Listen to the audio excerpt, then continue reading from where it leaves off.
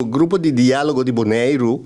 ha venido com bastante tempo, foi a passar, com pensamento que ora que o Holanda chega a leu para dar desculpa com nós de Bonaire, o grupo ha vindo que parte de perdonar a Holanda para o que a passa. De quando se pensa, esse aí, para motivo que se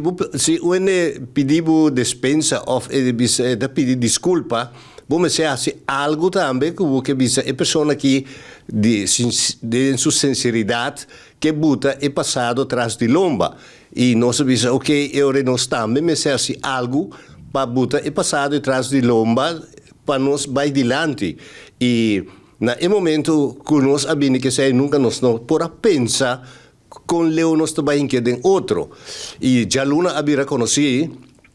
que ora tanto minister-president Rutte e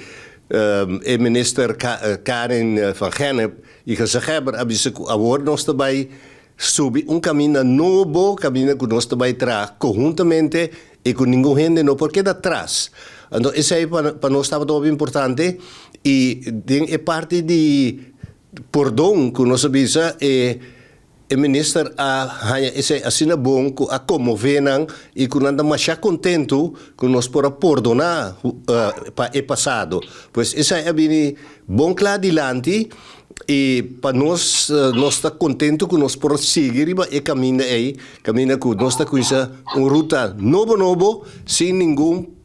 tiramento falta de outro ou referir que quem está a causa é desastre e que nós lo está victimate ainda. Pois isso é algo muito importante para nós na Bonaire, o grupo de diálogo, que nós podemos pensar que nós vamos subir caminho novo e que o caminho novo nós vamos caminhar conjuntamente com a Holanda. Banda de sei, o ministro também